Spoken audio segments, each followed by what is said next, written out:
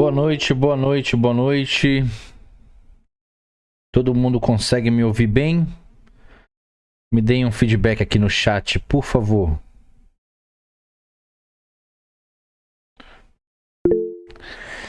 Obrigado, Samile. Samile, Isabelle, Beatriz. Duas Beatriz. Três. Né? Não. Duas ou três Beatriz? Tem duas Beatriz Costa e uma Gomes. Outra Samile. Olha, rapaz, tá cheio de Samile e Beatriz no mundo, ó. Diego Mansur, seja bem-vindo. Pamela, muito bom revê-la. Legal, só de Beatriz e Samile já entrou vários aqui, ó.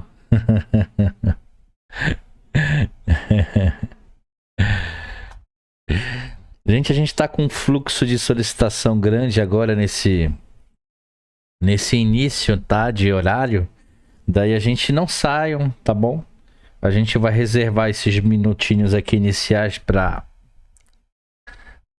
tá liberando o acesso das pessoas, para a gente poder continuar com uma melhor fluidez.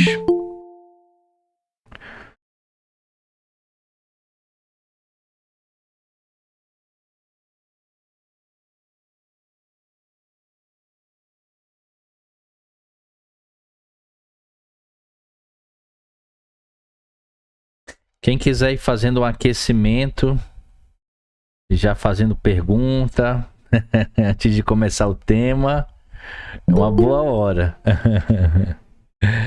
Eu sei que tem gente que tá aqui hoje cheio de dúvida, né?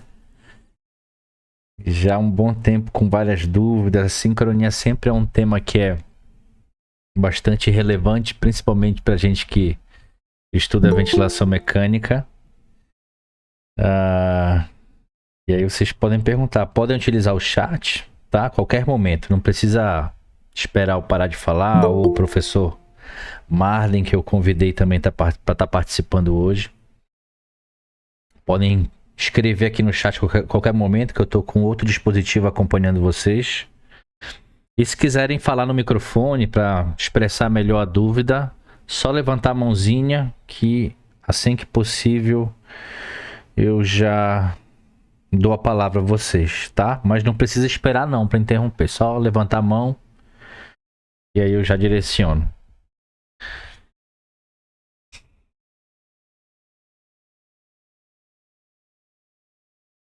Todo mundo de Belém, tem outras localidades? Escrevam aqui no chat de onde é que vocês estão acompanhando essa aula.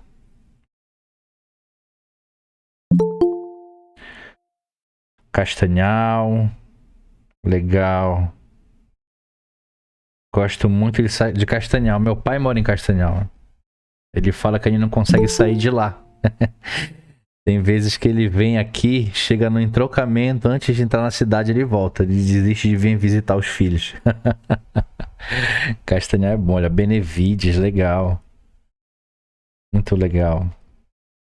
Eu sei que eu tenho alguns alunos do Acre que estão acompanhando, alguns de São Paulo também, interior do Rio, Minas. Todos vão estar participando hoje da aula. Tem uma galera da região, nossa região aqui, né?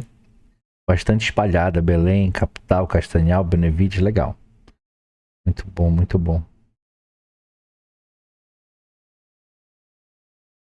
Acho que o professor Marden já tá aqui participando, já tá. Olá, meu amigo, tudo bem? Boa noite. Opa, tudo bom, professor? Que bom tê-lo aqui hoje. Deixa eu já encontrar aqui. Já te encontrei. Vou só fixar aqui tua imagem. Pronto. Gente, tem uma surpresinha, tá?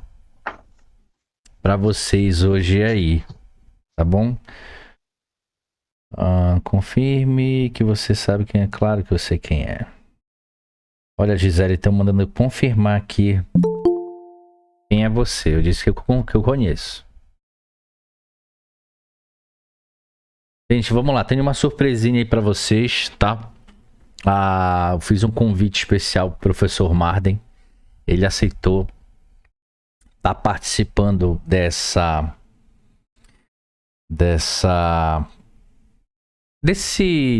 revisão, né, que a gente vai fazer baseado nas novas orientações práticas de ventilação mecânica que saíram, né, agora no final de 2024 aqui no Brasil, ali pelas duas principais entidades aí que são responsáveis por essas normas e orientações que há alguns anos a gente já tem sobre ventilação mecânica aqui no nosso país, né, que é a AMIB e a SBPT, tá bom? E tanto eu quanto o professor Marden, a gente vai estar analisando o documento junto. Tudo que vocês verão aqui hoje, ele está totalmente preso a esse documento, então a gente vai sim fazer algumas considerações quando forem pertinentes. Nós vamos dar as nossas considerações a respeito do que a gente vai discutir, mas eu quero que vocês saibam que toda a informação que vai ser repassada aqui foi baseada nesse novo documento, tá bom? Acho que já tem um quantitativo legal. Aos poucos eu vou liberando. Beatriz perguntou sobre sinais clínicos de assincronias. Tudo vai ser descrito muito bem, Beatriz, hoje aqui, tá? A gente vai falar aí da pirâmide para que a gente consiga resolver, né, e analisar bem a sincronia, que é a identificação, classificação, causas, correções. Então hoje vai ser um documento bem... A apresentação ela está bem diversificada, vai ser bem legal. Existe algum dos modos ventilatórios que levem a um risco maior de assincronia? Beatriz, assim, modos ventilatórios existem vários, mas vamos falar dos principais modos, que são aqueles modos ventilatórios que de 10 pacientes em ventilação, 9 ou os 10 vão estar em um desses 3, que são os modos ventilatórios convencionais, tá? Os modos ventilatórios convencionais, eles tiveram essa adaptação, né, nessa terminologia, no nome deles, antes chamados de modos básicos ventilatórios, mas era um erro, né, porque de básico não tem nada.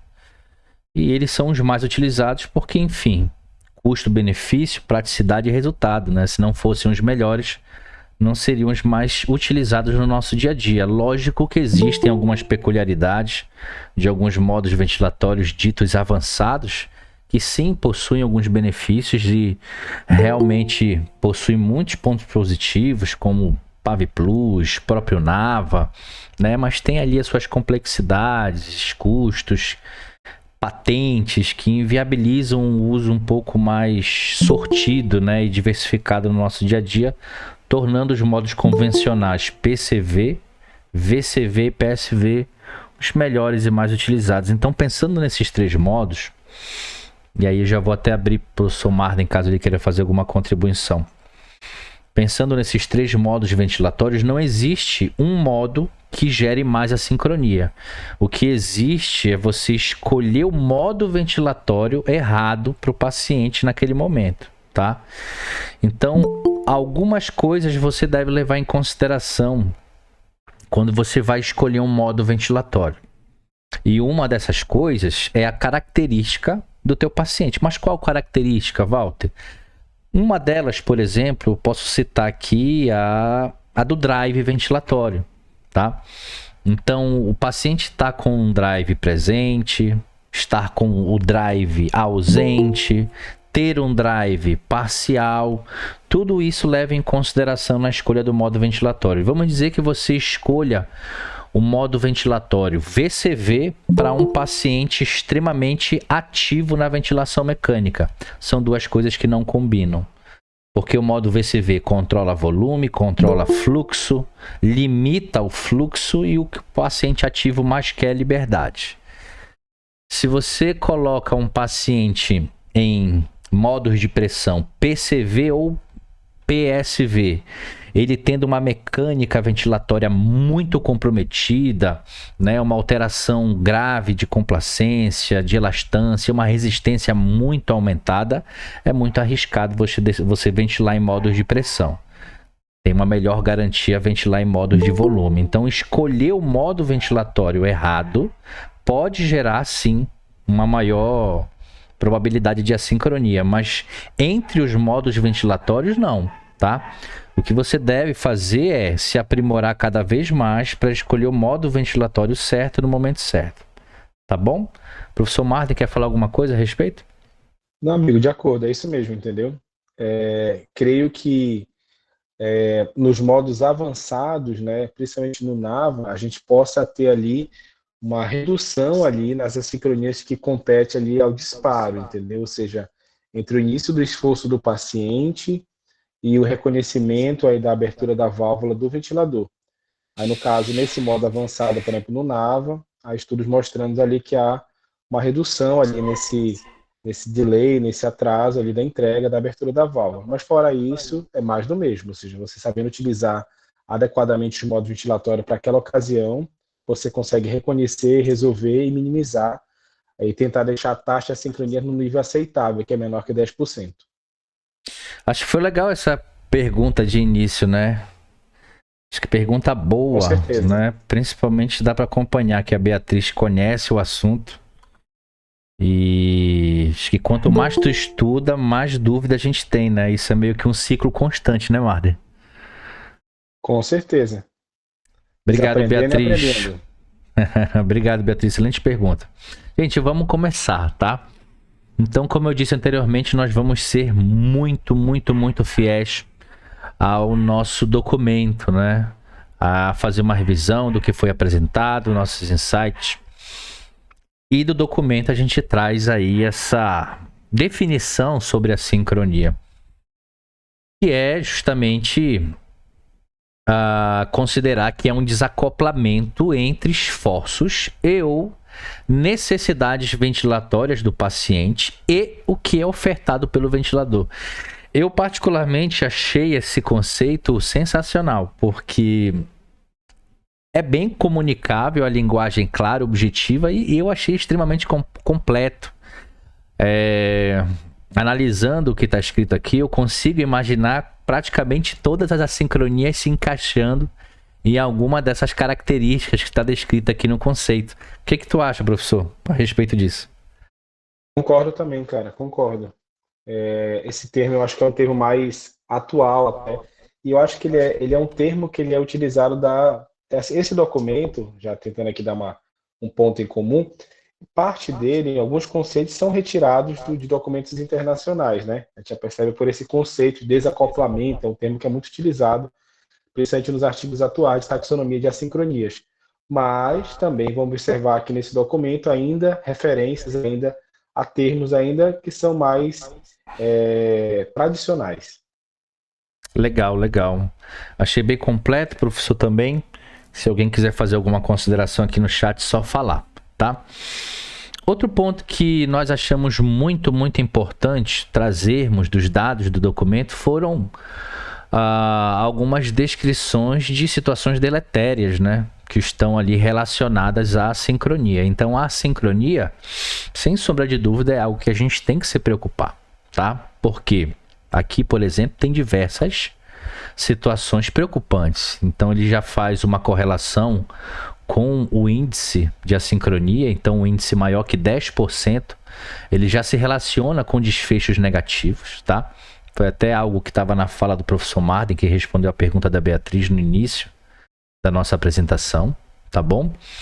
Além disso, paciente que está assincrônico, ele tem um maior tempo de ventilação mecânica, ele sofre com uma maior propensão à disfunção de músculos ventilatórios, disfunção cognitiva, piora da qualidade do sono, a dispneia, tá? Em si, e também o aumento da mortalidade, que talvez seja aí o que mais impacta, o que mais nos preocupa. Eu até, além disso, acrescentaria a questão de custos hospitalares. Então, o paciente assincrônico, com todos esses problemas aqui, ele vai ter uma complexidade clínica muito maior. Então, ele vai ter um tempo de internação maior, vai ter um tempo... os custos hospitalares, com materiais e cuidados desse paciente, vão ser maiores. Acho que, no mais, o que eu acrescentaria seria mais ou menos isso. Professor Mardo, o que você acha a respeito? De acordo, cara, de acordo, com certeza. Acho que ficou legal, né? Essa objetividade do documento, né? Fora esses pontos relacionados ao custo, acho que ficou bem completo aqui, né? A Com questão dos certeza. efeitos deletérios, né? Ok, excelente. Sem perguntas no chat, vamos seguir, tá? Sobre classificação, tá? Sobre classificação das assincronias. O que eu achei legal do documento é que ele se utilizou de um modelo de classificação bem tradicional. Eu acho que a gente vai acompanhar aqui no decorrer da apresentação que ele utilizou termos bem tradicionais, ele usou uma forma de classificar bem tradicional, tá? Existem hoje, por exemplo, formas de você classificar a sincronia baseado na característica dessa sincronia. Existem formas de classificar baseada na taxonomia, dividindo entre assincronia e dissincronia.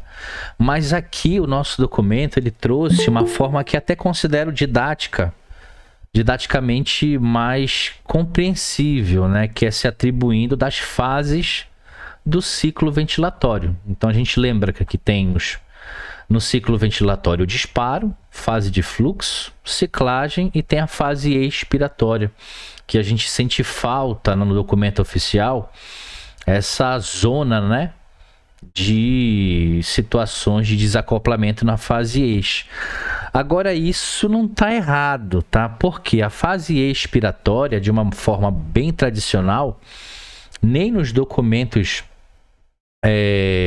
que a gente tem aqui como referência para as novas orientações práticas, a gente observa a sincronia nessa última fase, né? A gente tem coisas importantes nessa última fase, a gente consegue visualizar muito bem ali, por exemplo, vazamento ali no gráfico de volume, a gente consegue ver uma hiperinsuflação dinâmica, conseguimos ver propriamente dito o alto PIP ali na fase de fluxo expiratório, que também corresponde à fase ex, que é uma fase importante, mas a sincronia em si, o documento não trouxe uma especificação ou algum direcionamento a essa fase, colocando apenas as fases de disparo, fluxo e ciclagem. De cara a gente já vê, né, que a fase mais gananciosa das assincronias é a fase de disparo. Particularmente considero as assincronias mais complexas de resolver e talvez as mais perigosas também, se você estiver diante, principalmente em termos de risco, né, de perigo ao paciente. As duas últimas, né, duplo disparo e o disparo reverso. O disparo reverso talvez a sincronia atual mais polêmica e mais controversa. Inclusive não temos aí uma gênese esclarecida a respeito dela. Né? Temos aí a maior quantidade de assincronias nessa fase de disparo. Na fase de fluxo e na fase de ciclagem, ambos duas assincronias, duas alterações. E uma coisa que eu achei legal, achei bem bacana desse documento, até deixei de colocar aqui, mas já antecipo a vocês, tá? Que há sim essa menção no documento oficial, que aqui na ciclagem tardia e no fluxo excessivo, eles utilizaram alguns temas um pouco controversos aqui no Brasil. Né? É aceito o termo overshoot, só que essa forma de colocar o overshoot de entrada e aqui na ciclagem tardia, overshoot de saída, né, que tem no documento oficial, acabei deixando de colocar aqui. Isso está bem descrito lá e eles tiveram aí o posicionamento de usar termos que até então eram considerados termos que não eram reconhecidos ou não eram ali encontrados na literatura. Então, uma parcela de especialistas não eram muito a favor desse termo, outras pessoas já utilizavam e no nosso dia a dia isso já é bem comum. Você acha alguma coisa de diferente, professor Marden? Alguma coisa a contribuir nessa forma de classificação do documento? Olha, é uma forma bem tradicional, né? Se você observar, esse documento ele é mais uma atualização do que uma mudança. Então, ele traz ainda a nomenclatura de 2013, mas eu quase não utilizo mais esse modelo. Perspectiva de fluxo, eu tenho mais uma forma de utilizar uma forma de conceituar de forma diferente, entendeu? Eu gosto da taxonomia Do utilizada work no artigo de shifting. 21. É exatamente esse artigo de Work 21 do shifting. Eduardo Meireles. Eu Uhum. utilizo essa taxonomia, descartando o reverso, se fosse falar só das outras, eu uso essa taxonomia para classificação, que eu acho que é mais adequada, entendeu? Inclusive, quando eu li o documento, lógico, né? Eu não vou mentir. Quando o documento saiu, o primeiro capítulo que eu fui olhar foi o capítulo de assincronias, tá? E aí, realmente me deparei com esses termos mais conservadores, né? E talvez o documento ele tenha, né, se apegado numa forma de comunicar, né, para o nosso perfil aqui do Brasil. Talvez ele se preocupou ali em comunicar melhor, né, em falar e ser bem compreendido. E aí eu notei a utilização de termos bem comuns, né, ou que, pelo menos aos nossos ouvidos, já estavam adaptados. O que tu acha, Marlon? Tu acha que foi mais ou menos por aí ou talvez faltou mesmo referência de atualização a respeito disso? Olha, essa é uma boa pergunta. Eu não lembro quem estava na frente do, desse tópico, né? Que, se eu não me engano, é o mesmo formato do que é utilizado no europeu, né? Se você observar, por exemplo, um artigo muito comum do europeu, que é de 2017, que fala sobre ventilação não invasiva em vários contextos, eles pegam geralmente duas ou três pessoas e deixam responsável por cada subtópico. As pessoas precisam procurar o maior nível de evidência, que é estudo randomizado controlado, a visão semática com meta-análise, para responder uma pergunta pico, uma pergunta chave. Caso a pessoa encontre o maior nível de evidência, aquela pergunta foi respondida e vai ser classificado como está naqueles artigos. Contudo, como esse modelo de taxonomia ainda é um modelo novo, se você observar, a gente vem trazendo da pandemia para frente esse modelo, a gente não tem estudos muito grandes, não tem grupo de trabalho enormes falando desse modelo de taxonomia, aí volta para o presidente da banca. Aí o presidente da banca fala, olha, como não tem muito estudo ainda falando desse modelo, vamos continuar falando do modelo tradicional.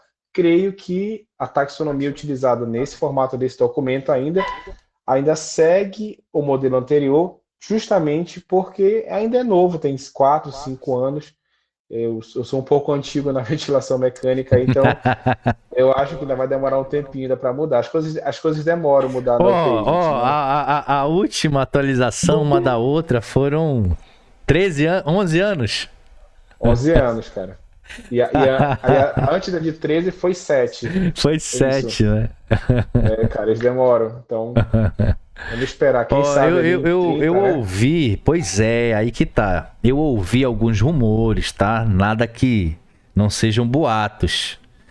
Que talvez, e aí eu fiquei bastante feliz também quando eu vi. Talvez a Sobrafi faça um documento aí de orientação, tá bom? E aí eu fiquei bem entusiasmado. Vamos ver se isso vigora, né, professor? Com certeza. A Sobrafim sempre está com o pé na frente, né? Eu tive o prazer de escrever um capítulo também recente, agora, mês passado, de assincronia, relacionado à ciclagem, para o Profísio. E não é o E primeiro, né? não é o primeiro, a gente escreveu outros juntos aí. Mas esse ficou bem legal, gente. Quem tiver a oportunidade de fazer a leitura quando ele sair, na parte da screen de ciclagem, já vai estar com todos os novas terminologias, taxonomia, esse termo, porque se houver chute de saída, muitas vezes ciclagem tardia não é um termo mais utilizado de forma adequada. Toda parte em PSV existe ciclagem tardia, então são coisas bem legais, entendeu? Tudo que tem de novo, aquele capítulo vai estar demonstrando. Bacana que a Sobrafila tem uma preocupação muito grande, né, com o que tem de atualização sobre os assuntos pertinentes à reabilitação em geral, mas com impacto no mundo, né? E aí a gente tem uma gama de especialistas que estão muito ligados nisso e a gente tem tudo isso distribuído, né, num aperfeiçoamento que é bem disponibilizado ali, principalmente para fisioterapia. Acho que a maioria dos que estão aqui são, né? Tem alguns colegas de enfermagem, alguns médicos presentes. Então, num contexto geral para ventilação mecânica, eu acho que a Sobrafy, se ela vier, vai somar muito, tá bom? Vamos começar a aprofundar cada uma delas. Aqui a gente teve uma visão bem geral. E aqui a gente vai começar a aperfeiçoar, tá? Toda a imagem e descrição que vocês estão vendo foi retirada desse documento, tá bom? Falando sobre, primeiro, né? Falando sobre essas assincronias na fase de disparo, vamos falar aqui do disparo ineficaz. Já começo falando sobre o nome em si, né? Eu sei que tem uma parcela de profissionais que não gosta desse termo, disparo ineficaz. Já que não houve ciclo, como é que a gente considera disparo, né? Preferem utilizar o termo esforço ineficaz, tá? Mas o nome disparo foi mantido no documento, dado o conceito de um esforço do paciente não reconhecido pelo ventilador mecânico. Particularmente, eu não gostei muito dessa definição, tá? Não gostei muito. Por quê? Se você vê algo acontecendo, né, nos gráficos escalares, é porque há um reconhecimento, gente. Tá? Isso é minha opinião bem pessoal de especialista a respeito dessa definição do documento. Tá? Eu concordo, Walter. Eu acho que o conceito mais adequado seria que o que foi falho, basicamente, sim, um disparo, né? Mas o paciente ele foi reconhecido. Se não fosse reconhecido, nós não iríamos ver a sincronia. Exatamente. Tanto que eu gosto da nomenclatura de 21 lá, que é gatilho falho, né? Ou esforço ineficaz, né?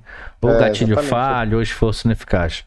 Mas aí ele trouxe esse nome com essa definição, talvez, e já existem algumas referências mais atuais que fazem uma associação dessa assincronia com o esforço que não atinge o limiar de sensibilidade do ventilador. Talvez aí eu acho que contemplasse um pouco melhor. Não sei se o professor Martin pensa diferente. Da mesma maneira. Ótimo. Vamos falar de causas e correções. A causa e correção, né, para essa assincronia, só de cara a gente já percebe o porquê da complexidade muito maior em resolver as assincronias de disparo. Por quê? A grande maioria delas, talvez todas, elas são multifatoriais, né? Existem várias possíveis causas e para cada uma correção completamente diferente. Por isso que não há uma fórmula, não há uma receita de bolo, cada caso é um caso e todo dia eu me surpreendo, tá? Lembrando, aqui estão alguns levantamentos dados pelo documento, mas se espremer aqui a minha cabeça e a da professor Marden junto, a gente pode dar outras causas e situações que têm ocorrência com o disparo ineficaz, tá? Mas sendo fiel à documentação, a sensibilidade pesada, né, uma sensibilidade inadequada para o teu paciente, se esse for o caso, sempre o caminho oposto ao problema vai te levar a uma possível correção. Então, se tu tens uma sensibilidade muito pesada, tá? Aumentar a sensibilidade, que é, em outras palavras, deixá-la mais leve, mais superficializada, pode ser um caminho de correção, tá? Então, existe essa associação no documento entre causa e correção que diz a respeito da sensibilidade. Outros problemas, autopip, o autopip, que é o aprisionamento de ar, ele vai estar relacionado e pode ser causa de muitas assincronias de disparo, tá bom? Você vai ver aí ele se repetindo em alguns momentos, tá? Ele não só complica a parte de mecânica ventilatória, tem risco hemodinâmico e também de assincronia. Então, evitar sempre que possível é necessário. E aqui não seria diferente. Se tu tiveres um autopip acontecendo, a gente até observa um acontecendo bem aqui no gráfico, ó. A gente não tem um retorno total do fluxo expiratório aqui. Talvez aqui ficaria um pouco em dúvida, mas aqui a gente vê que não teve um esvaziamento total. Então, esse aprisionamento ele pode dificultar, sim, o disparo do paciente ali na ventilação mecânica. O que fazer? Preveni-lo, tá? E se não for possível preveni-lo, ou pelo menos minimizá-lo. Por que minimizar? Porque tem autopip que não é corrigível, tá, gente? É sim complicado, é arriscado, mas existem situações que ele tem que ser, ou pelo menos tolerado ali em algumas situações específicas, principalmente quando a gente já tem algumas alterações fisiológicas e estruturais ali no paciente. Então, cada caso é uma situação completamente diferente. Fraqueza muscular está associado também a causas dessa assincronia. Se esse for o problema, a gente pode pensar em treinamento muscular inspiratório, a própria cinesioterapia respiratória e também de músculos periféricos. Não esqueçam que existe muita associação com músculos periféricos e a capacidade e a potencialização do trabalho diafragmático, principalmente quando a gente fala de membro inferior, de quadríceps, tá? E aí já vi uma cascata de imaginação, né? Hoje tomando novamente evidência ali a eletroestimulação neuromuscular associada ao estímulo resistivo, tá? Então ele está voltando de novo para o cenário de UTI, então a cinésio em geral vai contribuir com isso. E outra coisa que é muito importante, às vezes passa batida, esse paciente está atingindo ali o seu foco, o aporte nutricional que está determinado, ele é um paciente que está chegando ali nesse nível, né, que está bem definido pela equipe de nutrição. E um paciente nutrido é um paciente que tem possibilidade de você incrementar, otimizar essas terapias aí de fortalecimento. Um paciente desnutrido já fica um pouco complicado, tá? Se a causa for sedação, tá? Porque a sedação mais profunda, ela pode diminuir o ímpeto do drive ventilatório, tá? Então isso pode afetar e levar a situações de disparo ineficaz, reduzir ou fazer um stop de sedação quando possível, pode ter a solução. Quem levantou a mão foi o Everaldo. Se quiser fazer uma pergunta, fique à vontade. Se foi sem querer, aí você pode escrever aqui no chat. Foi sem querer. Marden, a Stephanie Emiliano está perguntando qual que é o capítulo da Profísio, que eu acho que talvez ela esteja se referindo ao capítulo que você mencionou que foi escrito. Tudo bem, Everaldo, sem problema. E qual ainda o volume? Vai ser lançado ainda. Ele ainda está em edição ainda. Está em edição, mas né? O tema do capítulo é a sincronia de ciclagem. Legal, legal. Acho que capítulo bacana, né? Capítulo legal. Cara, muito legal. Foi legal escrever. Gente, aqui, ó, vamos analisar a imagem e o que foi dito, né? Já demos alguns insights sobre o nome, sobre o conceito que talvez poderia ter. Sobre a imagem, acho que eles foram felizes, tá? Particularmente na imagem.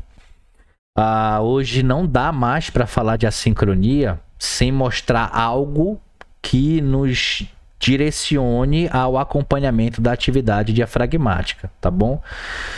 Beira-leito eu não tenho, sim, tudo bem, tá? Mas talvez seja uma falha e a gente entende que os recursos da nossa prática diária são um pouco mais limitados, mas hoje qualquer paper que se preze, você vai ter alguma coisa ali demonstrando ou acompanhando a atividade do diafragma, tá?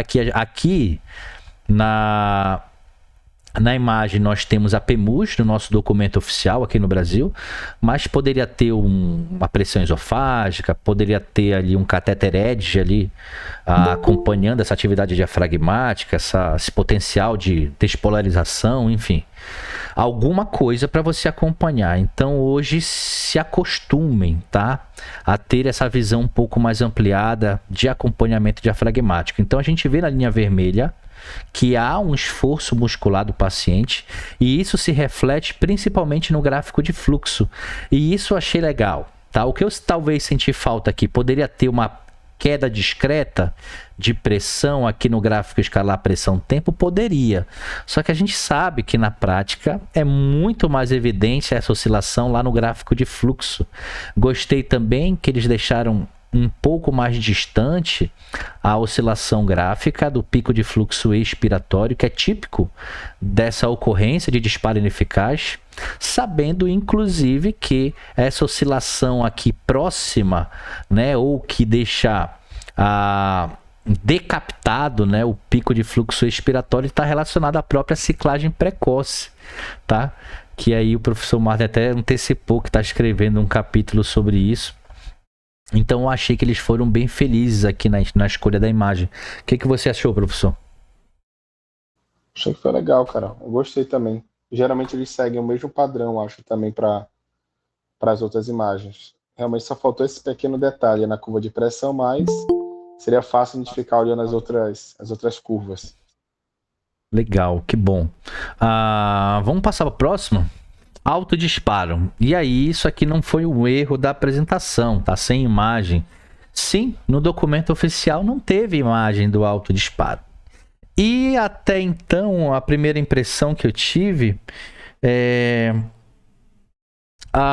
eu fiquei chateado, né? A gente quer aquele documento padrãozinho, né? Pelo menos um demonstrativo de cada sincronia gráfico. Mas depois eu consegui entender o porquê, né, de não ter ali uma imagem. Muitas vezes, quando você está diante ao autodisparo, que é quando o ventilador dispara, mas sem esforço do paciente, talvez tu possa me falar assim, poxa, Walter, mas isso aqui não seria um disparo a tempo? O ventilador dispara sem o esforço do paciente. Não seria o disparo a tempo? Sim. Inclusive, acho que o conceito não está errado, mas talvez não foi bem esclarecedor, porque um ventilador que dispara sem o esforço do paciente é um ventilador que dispara a tempo, de acordo com a janela de tempo da frequência respiratória. Tá? E o autodisparo não é isso. O que é o autodisparo? O autodisparo, quando você está à frente do paciente e olha para a máquina, tu vai jurar que é o paciente disparando o ventilador mecânico. A máquina reconhece isso como um ciclo assistido, ela te mostra na tela, né? A gente sabe que os ventiladores mecânicos, eles utilizam formas didáticas de mostrar quando é o paciente, quando é a máquina disparando. Tem uns ventiladores que mudam de cor, né, quando o ciclo é assistido. Tem alguns ventiladores que aparece um pulmãozinho, uma estrelinha, enfim. Eles tentam ser lúdicos em relação a isso, e na hora que você olha, está diante a um autodisparo, grande parte dessa sincronia tu vai jurar que é o paciente que está disparando. Se você tem aquela rotina, né, que inclusive, se for o seu caso, deixe de ter, de chegar para avaliar um paciente, parar na frente, olhar para o ventilador, olhar para o paciente, olhar para os sinais vitais e achar que está tudo bem, esqueça. Tá? Esqueça, todo profissional especialista em ventilação mecânica tem a obrigação de meter a mão no ventilador. Tá? E aí a gente se atribui aqui as manobras, as pausas, tá? Ou qualquer recurso que você vá avaliar a participação do paciente. Tu acaba tendo um susto, né? Uma surpresa. Na hora que tu vai avaliar a participação do paciente, aí sim tu descobre que ele não está fazendo esforço. Então é meio que um tropeço, né? Em muitas das vezes. Então por isso que ela não tem um padrão de assincronia. Ela pode te enganar, talvez seja uma das poucas assincronias que, para tu teres uma confirmação, uma certeza dela, uma pausa expiratória longa, ou tentar passar para o modo PSV, ou utilizar ali alguma variável de mecânica ativa, pode te ajudar na identificação dessa sincronia. O que você acha, professor Marden, a respeito disso? Concordo. Eu acho que o conceito, né, para facilitar, acho que se colocar só a palavra assistido resolveria todo o problema, né? É verdade. O ventilador dispara de forma assistida sem o esforço do paciente. Aí seria, acho que é verdade. Ó, sobre causas e correções, tá? O que a gente tem aqui? O principal delas é quando você tem um disparo ou aqui uma sensibilidade extremamente sensível, tá? Uma sensibilidade muito leve. E isso piora ainda mais quando está associado a essas situações aqui de baixo, tá bom? Quando, além de uma sensibilidade muito leve, ainda há, sim, vazamento no circuito, ainda há água no circuito. Aqui você pode pensar também em fluidos em geral, tá? Quando o paciente está com ritmo cardíaco ali, ou pulsações muito vigorosas, né? Paciente taquicárdico, algum tipo de sobrecarga de trabalho cardíaco aumentado. Isso combinado à sensibilidade muito superficial, podem facilitar aí a ocorrência do autodisparo. E pensando em correções, tem que identificar especificamente a causa.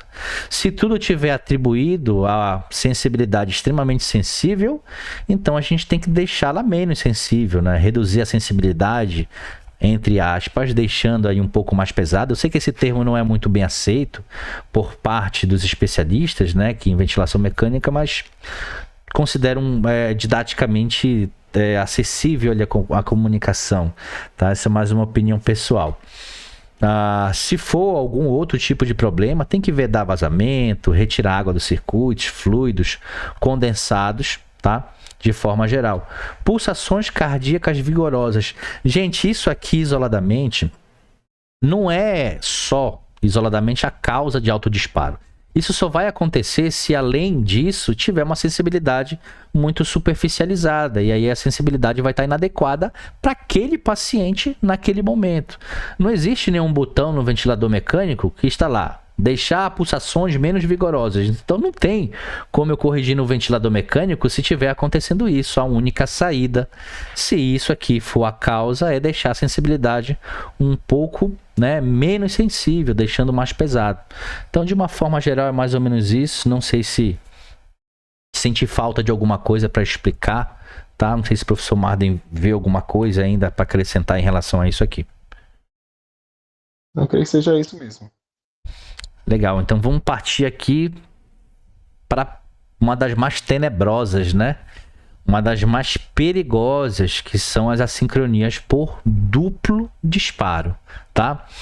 O que ele traz de conceito? 2 ciclos consecutivos com exalação incompleta entre eles. Olha, não é um conceito que é habitual de vermos no documento, mas eu achei bem interessante, tá? Porque aqui à direita, que é a imagem que é utilizada, a gente vê o duplo disparo ocorrendo aqui no último ciclo, né, no terceiro ciclo, e quando eu olho, por exemplo, o gráfico de volume, realmente é isso que ocorre, 2 ciclos consecutivos sem exalação completa entre eles. Então tem um primeiro ciclo aqui, aí começa a exalar e já começa um segundo ciclo. Então o conceito é fiel ao que a imagem mostra e ao que o padrão de ocorrência ali no nosso dia a dia também mostra.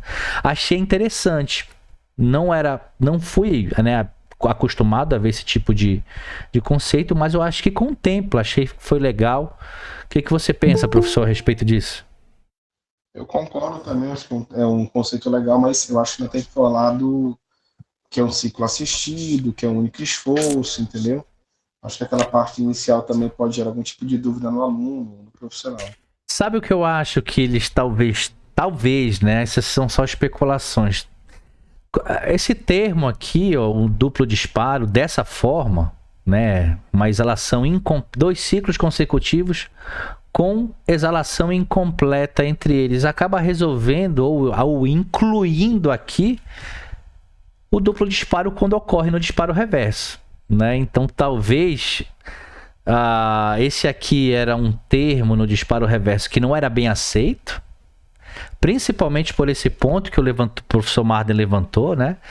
Que o duplo disparo originalmente é iniciado pelo paciente e o duplo disparo dentro do reverso já foi iniciado pela máquina. Daí uma parcela de especialistas não gostavam de utilizar o termo disparo reverso com duplo disparo, preferindo usar o termo empilhamento. E olhando esse conceito, talvez eles englobem tudo, porque tanto aqui no duplo disparo tradicional quanto no duplo disparo no disparo reverso, os 2 ciclos ventilatórios são consecutivos e os 2 têm ali uma exalação incompleta. Então talvez, ou querendo ou sem querer querendo, né, miraram no pato, miraram no pato e mataram o urubu, né? Com o tiro ali. Então achei que foi pelo menos no mínimo curioso isso aí. O que tu acha, professor? Foi interessante, agora é verdade, eu não tinha prestado atenção nesse detalhe, hein? Verdade, se for dessa maneira, engloba os 2 conceitos, né? Acaba englobando, né? Porque são situações que a olho nu é isso, né? São 2 ciclos consecutivos com uma exalação incompleta.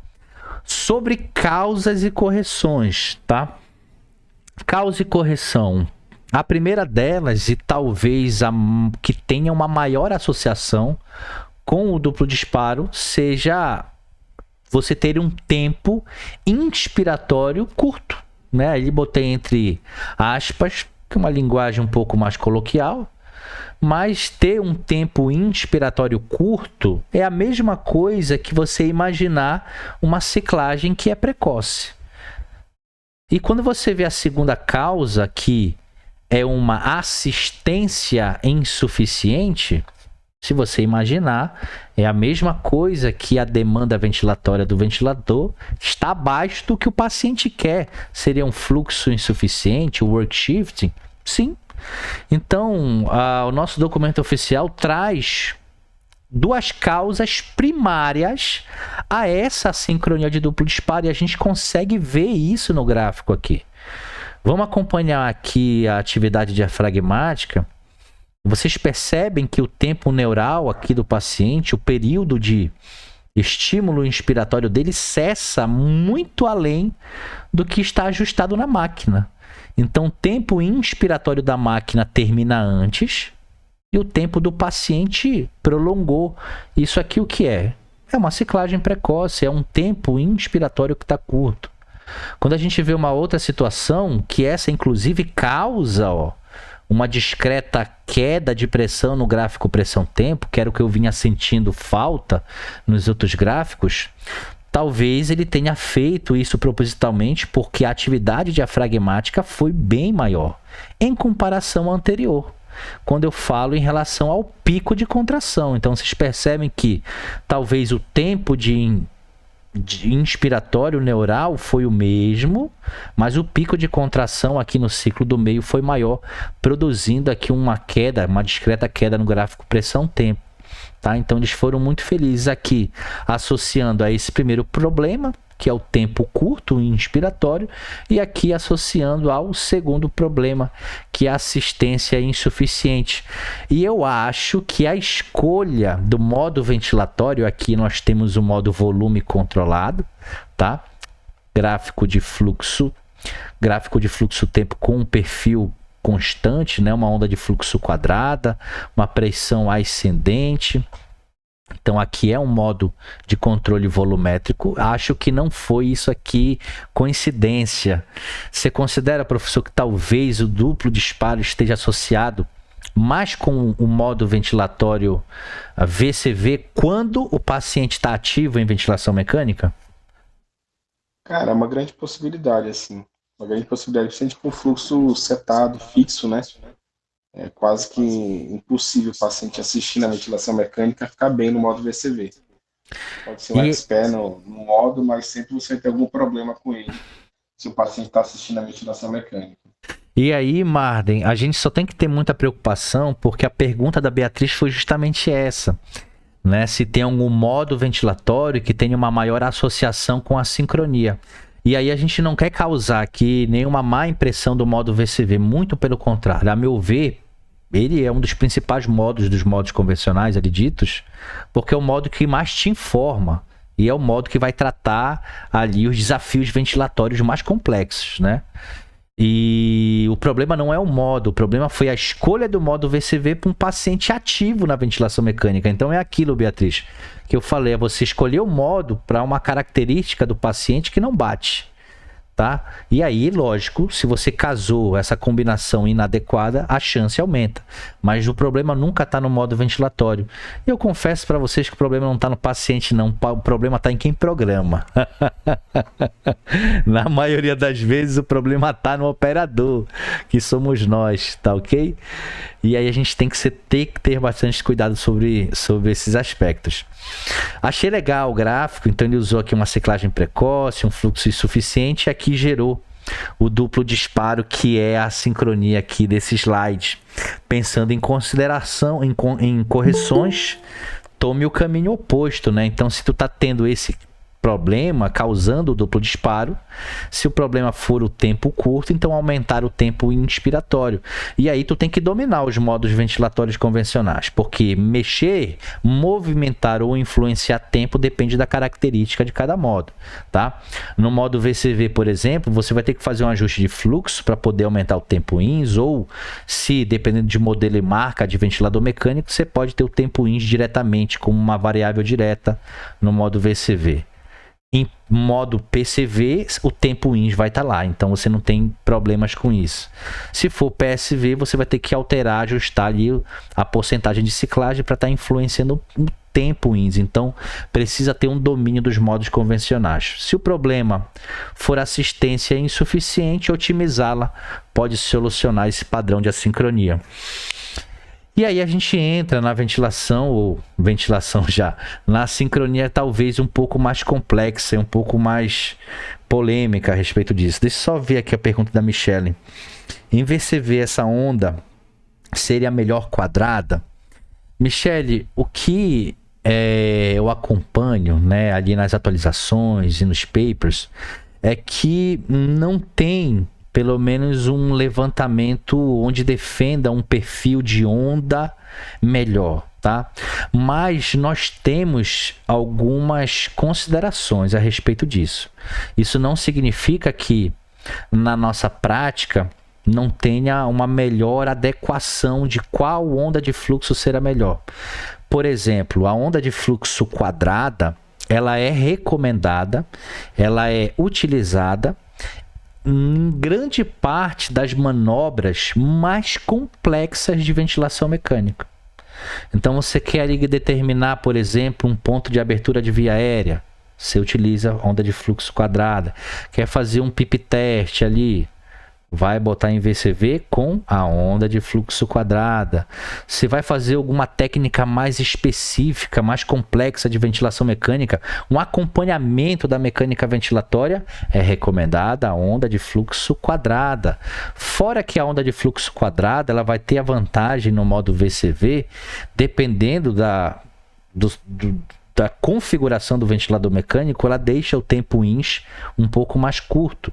E eu vejo isso vantagem para o modo VCV, pensando numa passividade, tá? Principalmente quando você tem a necessidade de trabalhar com frequências mais altas, você conseguir garantir o volume com um tempo ins mais curto, a onda quadrada pode te dar isso. Então eu vejo muita vantagem. Tem uma associação da onda de fluxo quadrada em gerar uma melhor capacidade ali de homogeneização pulmonar, né? Até mesmo está associado a algum potencial de recrutamento, enfim. O que você acha, professor Marta, a respeito dessa pergunta da Michele, que até então foi muito pertinente aqui? Outra coisa importante também, assim, eu vejo mais pontos positivos na quadrada em relação às outras.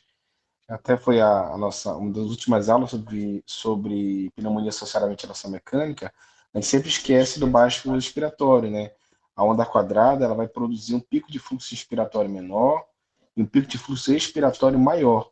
Dessa forma, pacientes passivos na ventilação mecânica, que perdem tosse, perdem o transporte mucociliar, perdem estado de mobilização, eles são totalmente dependentes aos bias flow expiratório da máquina. Se você usa ali uma curva senoidal, uma curva descendente, você vai ter possivelmente um pico de fluxo índice mais elevado, secreções sendo distalizadas para a periferia.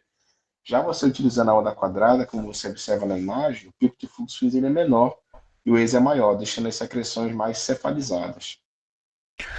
Então, assim, a gente pode presumir que a onda de fluxo quadrada, ela só tem vantagens, né? Em vários aspectos. Tem uma cultura, né, de uma certa preocupação, e é só o que eu ouço, de ter receio de utilizar a onda de fluxo quadrada por gerar uma pressão de pico maior. Mas aqui a gente já está vacinado e sabe que a lesão induzida ali pela ventilação mecânica por pressão de pico, isoladamente, né, não tem uma associação. A gente precisa ter uma outra medida, ou pelo menos estimá-la à beira do leito, que é fazendo uma pausa inspiratória para pegar a medida da pressão de platô. Então, tem algumas pessoas que justificam não utilizar a onda de fluxo quadrada porque o pico fica mais alto.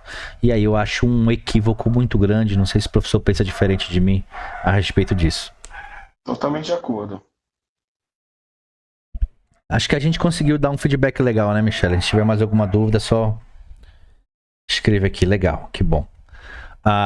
Vamos falar aí, né, da última aqui, a sincronia descrita no nosso documento brasileiro, né, que aqui é o disparo reverso, a última dentro do disparo, tá? Disparo reverso, assim, a gente podia fazer um dia todo discutindo sobre, então vou me resumir ao que está aqui no documento oficial. Conceito: esforço muscular inspiratório que decorre de mecanismos reflexos, induzidos por um ciclo controlado, então, induzidos pela insuflação mecânica.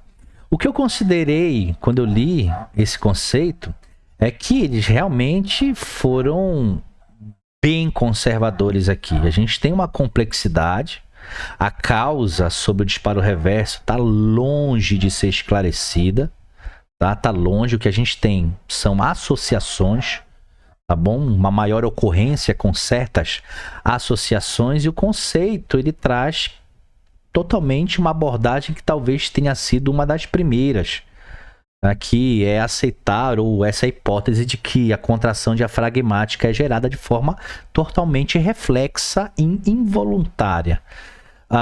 Pensando no desenho, né, na imagem que eles mostraram aqui, acho que foram muito felizes, tá? Eles conseguiram, de forma muito lúdica, colocar até mesmo fenótipos diferentes, tá bom? Aqui do disparo reverso. Então, aqui, por exemplo, eles utilizaram um fenótipo onde teve um timing, né, de atividade diafragmática que ocorreu posterior ao disparo da máquina. Então, a gente consegue ver a máquina disparando de forma antecipada. Então, a máquina dispara aqui, e depois que o paciente vem com o esforço dele. Esse esforço não foi suficiente para gerar um novo ciclo. A partir do momento que há atividade diafragmática, isso já começa a refletir no gráfico de pressão, não reflete no gráfico de fluxo, porque o fluxo é limitado, é controlado no modo VCV. Coitadinho do modo VCV, né? Parece que só utilizaram ele para mostrar as assincronias, tá bom? E não é bem assim. Tem muito disparo reverso em modos de controle pressórico também. Mas esse pico de contração não gerou um novo ciclo. Esse esforço diafragmático causa uma queda de pressão que não passa, né, aparentemente no gráfico pressão-tempo para a fase age, mas olhando a PEMUS a gente vê que esse esforço passou sim para a fase expiratória, mas talvez o pico de pressão ficou preso aqui tudo na fase ins, podendo talvez considerar aqui um fenótipo precoce dele. O que tem de diferente aqui no ciclo do meio é apenas o potencial de oscilação no gráfico de fluxo foi maior do que no anterior. Teve um pequeno deslocamento, passando o pico de contração um pouco mais para a fase expiratória. Então começou na ins, passou para ex, talvez um fenótipo de meio de ciclo. E aqui nós já temos um fenótipo com empilhamento, né? Um disparo reverso com um duplo disparo. Esses termos e fenótipos saíram naturalmente aqui na minha fala, mas não são detalhados no nosso documento nacional, tá?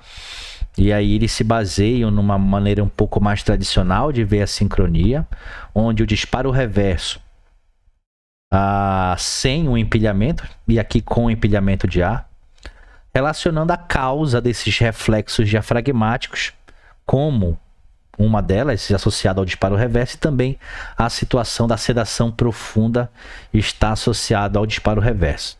Se você consegue com clareza ver uma dessas possíveis causas, tem que ser bem pontual, tá? Tem que ser bem pontual. pensando nesses reflexos diafragmáticos que são feitos pela indução da máquina, então você tem que reduzir isso aí. Como? Reduzindo o ímpeto de expansibilidade. O que seria isso? Reduzir um pouquinho o volume, aí você para, observa. Reduzir um pouquinho a frequência, para, observa. Pode reduzir um pouquinho o tempo INS, principalmente se você estiver ventilando em modo PCV, que o volume ele é tempo dependente, então reduzir o tempo INS pode também diminuir um pouquinho o volume corrente. Observa. E por último, até mesmo redução de PIP, tá? Pode diminuir esse ímpeto da expansibilidade torácica, já que no documento aqui tradicional ele acabou aceitando essa hipótese, tá? De que o simples mecanismo de expansão do tórax ali de forma reflexa gera essa contração diafragmática e parece um soluço, tá? Olhando para o paciente com disparo reverso, parece que ele está soluçando. Tem aquela insuflação mecânica e no final dela ele dá uma puxadinha de ar, né? Aí desinsufla. Aí vem aquela expansibilidade mecânica e no final ele dá aquela puxadinha de ar. Então parece muito um soluço ali. Superficial, né? Se tu estás considerando que a sedação profunda pode ser a causa disso, reduzir a sedação, tá? Sempre que possível, porque nem sempre é possível. Às vezes você tem ali o paciente numa complexidade clínica que você não pode abrir mão dela, mas se for possível, reduzir a sedação pode ser um direcionamento. Você fez tudo isso aqui, mesmo assim não corrigiu o disparo reverso.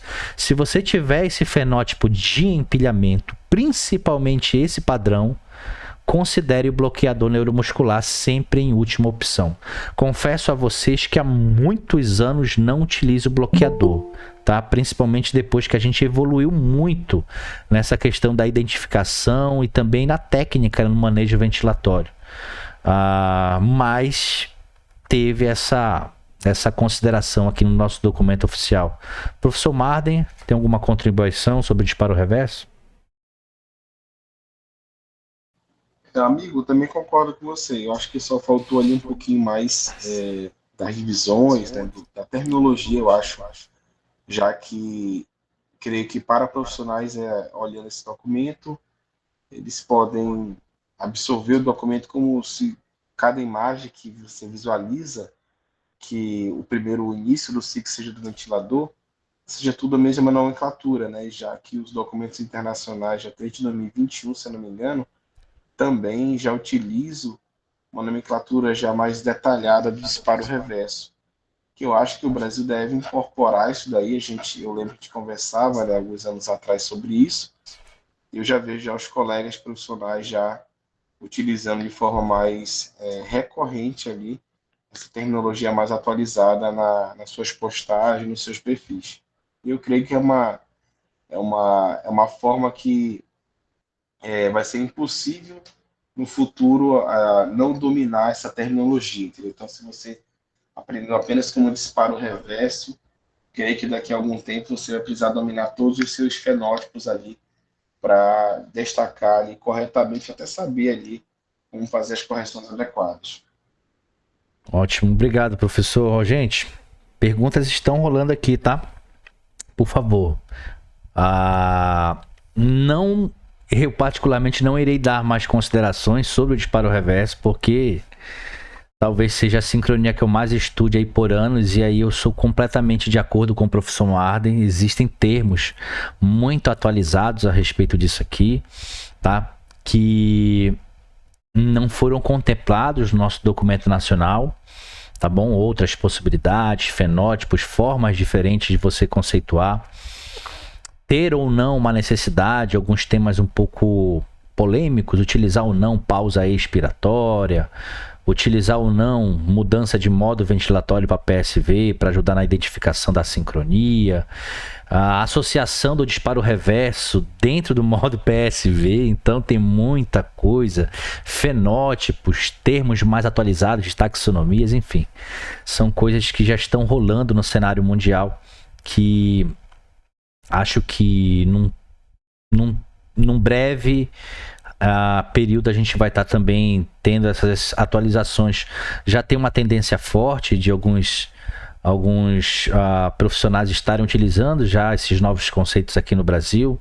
Eu sou um deles, o professor Martin também, o professor Lucas Del Sarto também. Então são alguns professores que eu já vi, né, publicamente estarem levantando esses temas ou artigos que trazem essa proposta um pouco mais atualizada, principalmente quando diz a respeito do disparo reverso, tá? Temos uma observação a considerar a respeito do documento também, que falando sobre o delay de disparo ou disparo tardio, que está sendo um termo muito bem aceito aqui no Brasil, tá? Simplesmente essa sincronia ela não é classificada isoladamente no documento. Então tem como a gente talvez interpretar de uma forma indireta ali a existência dela, mas não tem um tópico específico, não foi aqui no documento oficial tratado como um tipo de assincronia. Isso aqui foi algo que me surpreendeu, principalmente porque documentos mais recentes já vêm esclarecendo muito bem quando e como você deve considerar essa sincronia, que também é extremamente prejudicial ao teu paciente, tá? Então, sentir falta dessa sincronia descrita no nosso documento oficial. Professor Marden, alguma consideração? Amigo, eu também senti falta, cara. E eu não sei como é que é a tua vivência prática, mas assim, a gente tem uma chuva de ventiladores novos no mercado, e alguns ventiladores mais antigos, né? E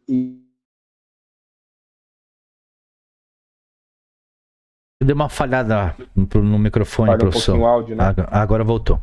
Voltou, né? Assim, se você prestar bem atenção, os ventiladores mais antigos que você trabalhava e agora os ventiladores mais novos, como esses ventiladores da Midway, o próprio ventilador da Servo, esses ventiladores vêm com algoritmos melhores. Você observa muito menos atraso de disparo, esse delay de disparo.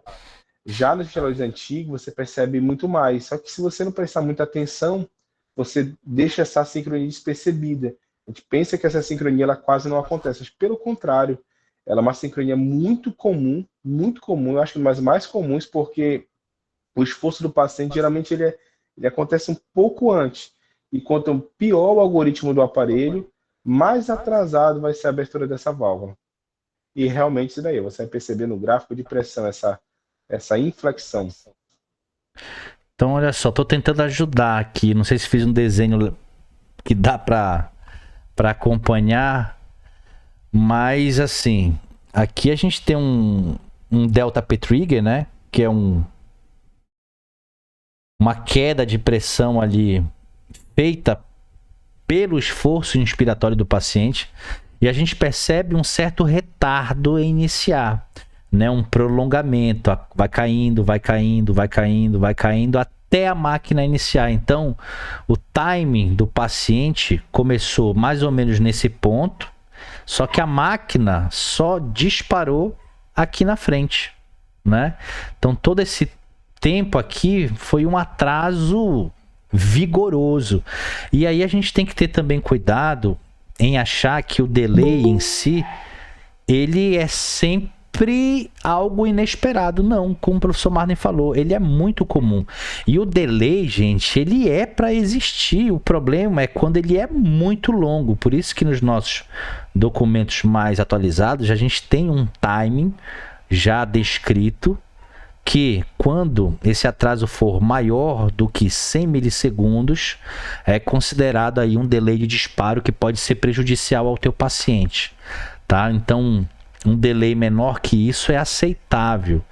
Essa queda de pressão que nós visualizamos nos gráficos na hora que o paciente dispara a máquina, isso só é possível porque tem um delay. Só que esse delay tem que ser mínimo, preferencialmente menor que 100 milissegundos. Só coloquei aqui para dar uma contextualizada, já que o documento nem sequer fez menção a essa sincronia. E daqui para frente é o divisor na classificação, né? Daqui para frente tudo vai mais rápido. Depois que você passa ali por toda a complexidade das assincronias de disparo, que são multifatoriais, multicausais, tá? Com diversas possibilidades de correção, a gente tem algo mais resolutivo, tanto na fase de fluxo quanto na fase de ciclagem. 2 assincronias para ser específico. E as causas de possíveis correções também são menores.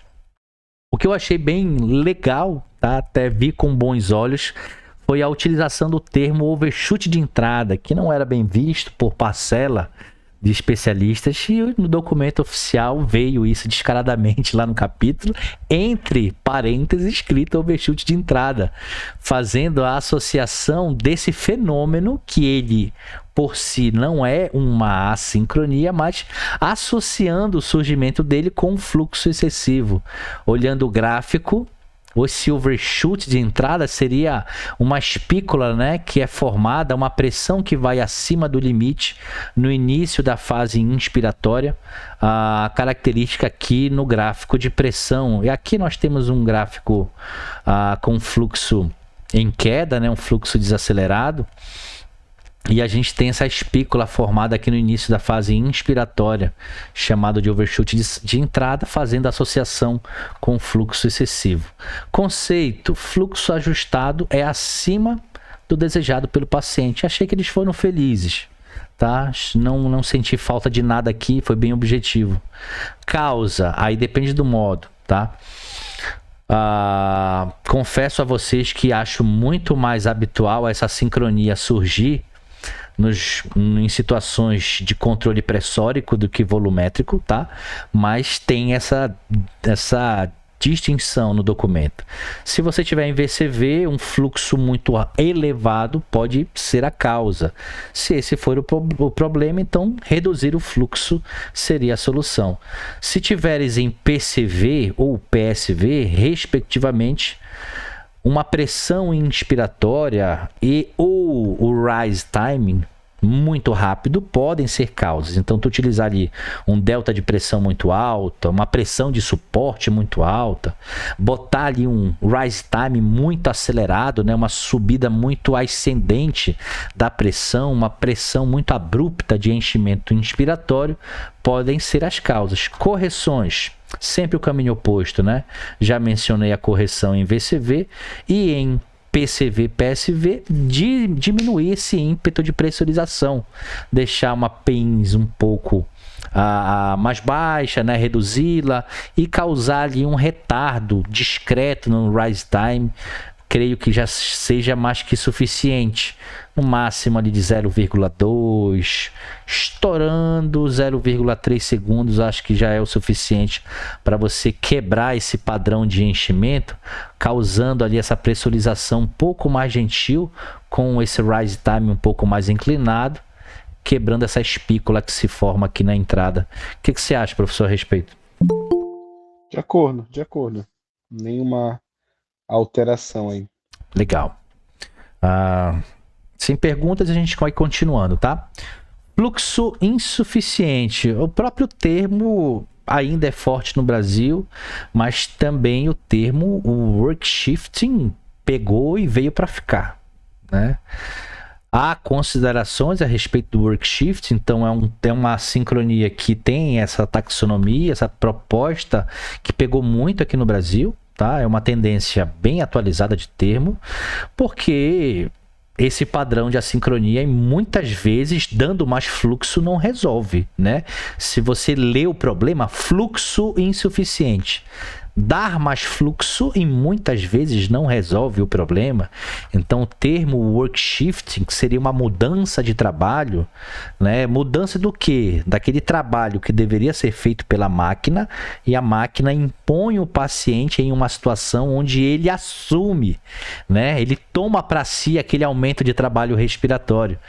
E aí o work shift é um termo que acho que veio para ficar, não foi utilizado no nosso documento oficial, senti falta, tá? Conceito: o fluxo recebido pelo paciente é menor que a sua demanda. Pois é, eu achei um conceito muito preso ao fluxo e a gente sabe que na nossa prática não é exatamente isso, Tá? Às vezes o paciente quer muito mais do que só fluxo, tá bom? Quer mais volume, quer um melhor enchimento, uma melhor homogeneização. E aí a gente tem que levar em consideração, quando o PSI causa, as características de cada modo ventilatório, tá? Dentro do modo VCV, um fluxo inspiratório baixo e até mesmo a característica de limitar o fluxo em VCV já pode colocar o paciente em uma situação propensa a essa sincronia. E mais uma vez escolher o modo VCV, gente, que isso é um absurdo, coitadinho do VCV. Existe essa sincronia também em modos pressóricos, tá? Então acho que foi só uma pequena coincidência de colocarem novamente o VCV. Tanto que o próprio documento menciona situações em modos de controle pressórico, PCV e PSV, que podem gerar fluxo insuficiente. Então, tu colocar ali uma pressão inspiratória ou a própria pressão de suporte, que é a pressão do PSV, um pouco baixa, né? Você pode colocar o paciente nessa situação. E tomar o caminho oposto pode ser a causa, pode ser a correção dessas causas mais específicas. Para a primeira, se o fluxo IN estiver baixo em volume, aumente o fluxo. Se tu tiveres a limitação do fluxo em VCV como causa, então libera esse fluxo, muda para PCV, PSV. E se tu já tiveres em PCV, PSV com esse problema, em virtude de uma pressão inspiratória ou um delta baixo, aumente esse delta de pressão independente do modo pressórico, de pressão controlada ou pressão de suporte. Alguma consideração até aqui, professor? Olha, eu também, além do termo, né, a alteração da demanda, né, o desvio da demanda, eu senti falta também da subdivisão, né, esse work shifting, e tem uma divisão também. Eu lembro como se fosse hoje, os primeiros plantões na UTI, quando o ventilador apareceu assim na sua tela, né, baixa PIP, ou perda de PIP. Isso nada mais era, na época, já um desvio de demanda acentuado, severo no caso, né? Que possivelmente o alarme de PIP baixa estava sendo alcançado pelo desvio do esforço do paciente. Então eu senti falta também ali da forma, né? Desvio do trabalho leve, desvio do trabalho severo, que é uma coisa importante também. Sempre que tiver caindo abaixo da PIP ali, né? Aqui a gente já tem um, e aqui está mais acentuado, inclusive, né? Exatamente. Daria para chamar meio que um severo ali, possivelmente. Lá e o que é engraçado, professor, foi que eles acertaram eles colocaram, né, as subclassificações dessa sincronia de uma forma mais branda. Aqui seria o primeiro, e no segundo e principalmente no terceiro a considerada severa. Então existe sim, como o professor Marden acabou de falar, essa subclassificação dentro do work shifting. Tem um work shifting por si só, mas quando essa queda de pressão, que antigamente chamavam isso aqui de undershoot, lembra dessa, professor? Quando esse undershoot ele é mais acentuado, percebe que ele vai abaixo da linha da PIP, a gente tem a classificação severa dessa sincronia. Então acho que eles foram felizes em relação a colocar, né, estímulos, picos de contração diferentes, e o que eles produzem, né, as deformações aqui, principalmente no gráfico de pressão, que talvez seja mais característica desse tipo de assincronia. Concorda, professor? Concordo. Só faltou desenhar nos outros também. Às vezes pode haver deformação nos outros gráficos, né? A única coisa, assim, mas sendo extremamente exigente, né? Olho de águia.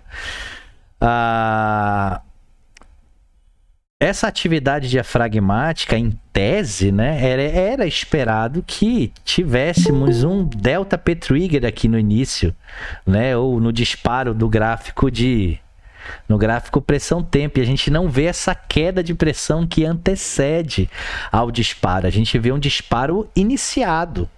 Então, seria um disparo reverso, né? Seria um disparo reverso aqui, onde o timing foi extremamente apertado, mas não foi o paciente que disparou a máquina. Então, assim, sendo muito rigoroso, tá, gente? Muito, muito rigoroso. Então, para não dar um 10, daria um 9,9 na imagem, talvez. Acho que, de repente, faltou um pouquinho disso só. Um delta P trigger que foi visto em outros gráficos aqui, ó. Cadê? Ó, por exemplo, aqui nós temos, ó, delta P trigger aqui, temos aqui. Então é o paciente disparando. E aqui no fluxo insuficiente a gente tem a falta disso. Talvez esse gapzinho aí faltou para colocar essa cerejinha aí no topo do bolo. O professor tem algumas perguntas aqui, ó, bem interessantes. Olha só, a primeira da Beatriz. E quando, para atingir a demanda do paciente, estourar a ventilação protetora, qual estratégia a pensar? Beatriz, essa bomba eu vou passar pro Marden. Foi ele que me ensinou a fazer isso. Vamos lá, Beatriz. É assim, ó. É o seguinte, ó. A primeira opção é a seguinte: qual é a causa, né? Por que o paciente recebe tanto trabalho, né? Se a causa geralmente é uma acidose metabólica, por exemplo, e se for possível, né, infundir bicarbonato, conversar com a equipe médica para infundir. Se o problema for dor, analgesia, então tu tem que ir atrás da causa. Agora, se realmente a causa é um pulmão muito crítico, muito inflamado, um pulmão ali agudo, aí o paciente realmente quer uma demanda mais alta porque tem uma carga elástica mais acentuada, existe algo ali que está alterando a mecânica do paciente. Aí o que que eu faço geralmente, até com o Walter, a gente já faz há muito tempo. Se não ferir a estratégia protetora, há uma possibilidade de trabalhar mais próximo de 8 ml por quilo. Tanto que há vários artigos falando o seguinte: se o desvio do trabalho, se o work shift for severo, ou seja, se tiver mais com abaixo da PIP, você pode aproximar de 8 ml por quilo, até às vezes ultrapassar um pouco. E se você ultrapassar um pouco até 8 ml por quilo e o desvio do trabalho reduzir e não ultrapassar os limites protetores, você conseguiu almejar o seu alvo, ou seja, você tirou do paciente uma demanda que no momento não é necessário. Lembrar que tem Vili, Pecile, todas essas coisas acontecendo aí por trás que às vezes a gente acaba esquecendo. Agora, se você fazendo todo esse contexto aí, o problema está realmente no pulmão agudo, eu aumentei a demanda e o paciente, mesmo assim, ainda está fazendo um esforço excessivo, a P01, a PMUS indireta, tudo está muito elevado, está bem ruim, aí realmente, às vezes, tem que pensar numa uma atitude, às vezes, que pode ser mais farmacológica. Aí valeria a pena chamar a equipe médica para a beira do leito e triar, né? Lembrar que o bloqueador é a última coisa a ser feita e você segue aquela linha, né, de raciocínio, sempre começando pensando em analgesia, às vezes até um neuroléptico no meio, uma sedação guiada ali pela PEMUS, às vezes é muito válido, evitar os benzodiazepínicos de quase todas as formas, entendeu? Aí nada é possível um bloqueio parcial. Olha como o termo utilizado, um bloqueio parcial e não total, entendeu? Dificilmente você vai chegar nesse último termo. Eu acho que a analgesia neuroléptica às vezes já é suficiente. E se você chegar em sedação, dificilmente se você vai usar um benzodiazepínico, às vezes utilizando outras medicações ali, já vai ser suficiente para reduzir a demanda ofertada ao paciente. Beatriz, ó, o que eu posso contribuir rápido e ser bem objetivo, nunca vai valer a pena, tá? Eu já tive exemplos disso e não foram poucos. Nunca vale a pena você estourar a ventilação protetora em busca de algo supostamente que o paciente queira, tá? O que a gente precisa ter é essa noção do que vale você estourar a ventilação protetora para deixar, entre aspas, o paciente mais redondo, né? Aí o paciente morre. E aí, tu morreu com a gasometria linda. Adiantou de alguma coisa? Não adiantou de nada. Então, só é uma experiência que eu passo para ti, tá? Nunca vale a pena você estourar a ventilação protetora pensando tanto na passividade quanto em situações de atividade. Então, Vili e Psili não são coisas que tem que andar junto com o paciente. A gente tem que fazer de tudo para evitar, tá bom? Outra pergunta do meu amigo Ricardo. Bom, o Ricardo faz assim: poderia chamar fluxo insuficiente leve, moderado e severo? Ricardo, o que a gente tem, principalmente no documento do Eduardo Meirelles Cabodevilla, que foi bem recente, não tem 3 anos desse documento. Nessa proposta ele divide em 2 classificações, tá? Ele divide em work shifting e work shifting severo, tá bom? O severo é quando você tem, aqui tá bem característico nesse terceiro ciclo, quando você tem aqui o undershoot, né, essa queda de pressão que vai abaixo da linha da PIP. Então, se essa queda de pressão for abaixo da linha da PIP, que está aqui em cima a linha dela, é um severo, tá? Se tiver, aqui no caso, tem, ó, uma queda de pressão que ela não vai abaixo, aí seria o work shifting por si só, tá ok? A Michelle pergunta, um broncoespasmo, obrigado, Ricardo, um broncoespasmo também causaria um fluxo insuficiente? Michelle, é assim, ó, a assincronia, ela tem 2 origens, tá sendo bem resolutivo, bem resumido. Ou você tem a sincronia de causa ventilatória ou não ventilatória, tá bom? Então é lógico que um paciente com broncoespasmo, ele vai ficar com um trabalho aumentado, ele vai ficar em crise, é lógico. Tá? Mas não é a gente vai conseguir no ventilador mecânico criar algumas situações estratégicas e algumas estratégias específicas para esse paciente para dar uma chance de vida para ele. A gente vai tentar criar um cenário que ele não morra, tá bom? Mas esse não é o tratamento do broncoespasmo. Então o broncoespasmo ele tem um direcionamento, uma resolução medicamentosa que deve ser revertida. Não tem um botão no ventilador escrito parar broncoespasmo, voltar broncoespasmo. Não tem esse botão no ventilador. Então, exatamente. A gente tem que partir do princípio dessa divisão. O paciente está assincrônico? Tá. A assincronia é fluxo insuficiente? Sim. Calma, respira.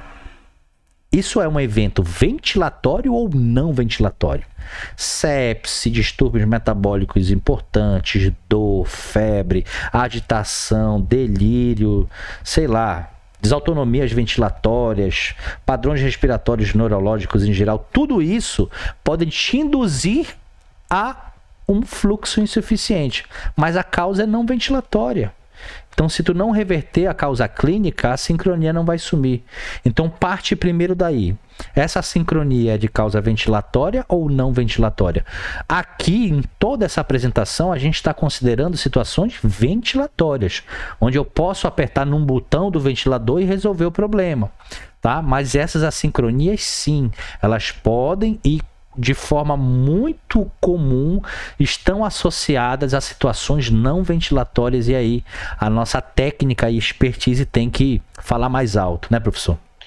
Exatamente. Uma coisa para acrescentar, eu não sei se você já conviveu com isso, mas todas as vezes que eu atendi ou ventilei pacientes em broncoespasmo, utilizando o modo volume, ali o paciente ele até com uma sedação adequada, mas ainda o broncoespasmo em vigência, a terapia farmacológica ainda não tinha feito ali o seu efeito desejado, a sincronia mais comum que você vai ver, às vezes, é um ventilador com um problema muito na válvula de fluxo, e você vê, não sei se ele consegue desenhar, mas geralmente um disparo duplo ou triplo juntos.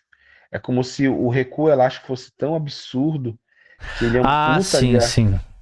Ele amputa o pico de fluxo respiratório e fica fazendo que fosse igual um triplo disparo junto, e é absurdo.